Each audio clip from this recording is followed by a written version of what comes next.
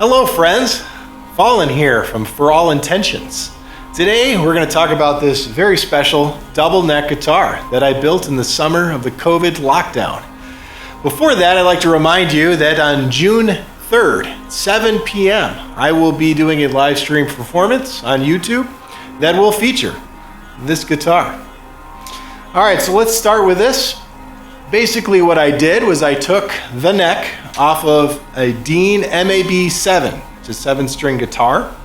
This is Michelangelo Badio's signature guitar, and you can see it's signed by Michelangelo on the back of the headstock there. I also took a Dean 12-string Rhapsody bass neck. So this is traditionally strung up with 12 strings. Each string is three strings. Basically, it's generally the low string and then 2 octave strings. I have this strung up where on the highest string it's strung up as a chord, and then all the other strings it's strung up as octaves. So you have a low octave, the next octave, and then an octave above that. With the exception of the first string here, that's tuned down to A. So I have an A0, which is extremely low, and then a traditional A that you would find on a bass, or if you were to drop the 7-string to A, it would be the A that's played there. The body I had to make, this side is all alder, and this side is mahogany. The electronics are kind of unusual. I created them myself. I did my own wiring diagram, the whole 9, and there's a lot of intricacies to a lot of different sounds that you can get from the electronics on this guitar. Let's start with the pickups. The pickups are Fishman Fluence, the Javier Reyes signature from Animals as Leaders. Absolutely love these pickups. Would 100% recommend. They have 3 voices. The first voice is a searing lead, kind of a metal that really cuts through, especially if you're dealing with a 7 or 8-string guitar. And then the middle is a very mellow, muted tone. It's almost like a flat wound on a hollow body guitar. Absolutely love that tone. It's the voice that I sit on with this guitar the most. Almost everything is played through that voice. And then finally, the third tone is a single coil, which has lots of quack, which I also love. The other pickup here is the Sustaniac 7-string pickup.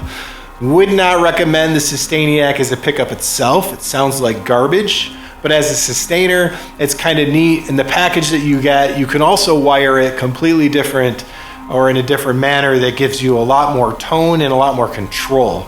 The wiring diagram that they'll send you from the factory is pretty basic and boring. There's a lot you can do with this if you unpack what's actually happening in the circuit board that they send you. So this is all switched with a 6-way switch, so I can basically, there's a lot of different voicings that I can get through the 6-way. On top of that, I have this other selector, which I can select what output I'm listening to while the sustainer is on. Couple this, and you have a whole bunch of tones. Okay, and then I have a sustainer volume or intensity knob. That's coupled with a tone knob.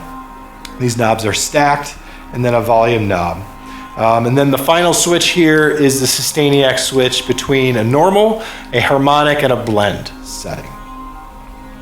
Let's talk about the tremolo on this guitar. This is Sophia 292 tremolo. It's supposed to be a balanced tremolo, or a tremolo that you can adjust the stabilization on. It does not work. Would not recommend this tremolo. You're supposed to be able to adjust this knob to get it back to 0 position when you tune, and then it's always going to be stabilized or in a balanced position. However, you cannot move this at all with your finger, no matter how much I try to. Now you might say, well, that's because it's a 7-string. I do use slightly thicker strings. There's a lot of tension here. I don't think, even if this was a 6-string with a medium tension string, you'd be able to move that. You would need to have ultralight strings on there, And if you do have ultralight strings, you probably have delicate hands or weak hands, and you're not going to be able to move the knob. So it's pointless. This also has a drop D, or in this case, B to A tuner on it, where I can just adjust this thing. That works fairly well. I do not like the tuners, the fine knob tuners on this. They're terrible. If you try to turn these, first of all, they're very hard to turn, especially compared to a Floyd Rose.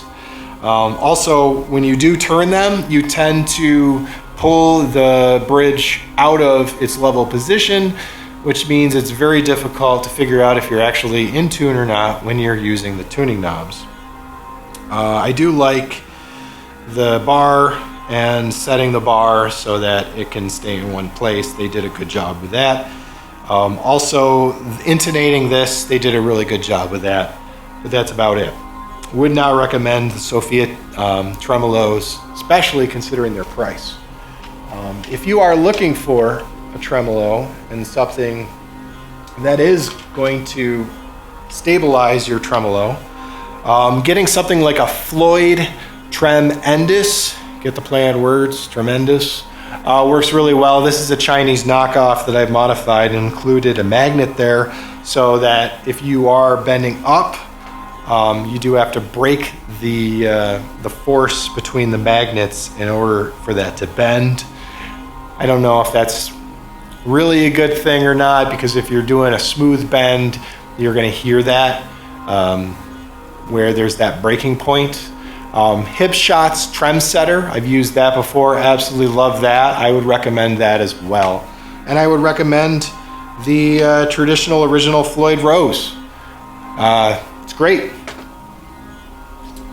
All right, back to this guitar. The electronics on the bass side are the standard electronics that came with the Dean. I actually love them. The EMG pickups were great. The amount of tones that you could get on that were totally sufficient. What else about this guitar? The guitar was painted by the Womoco Career and Technical Education Auto Body class.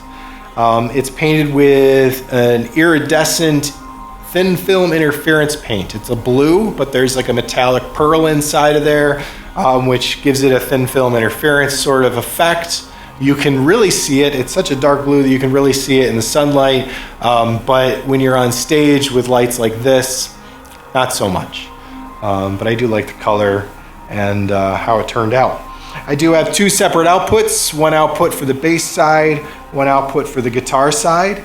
And that all goes into the next part, which will be the next video where I'm going to do the hardware and software side of everything.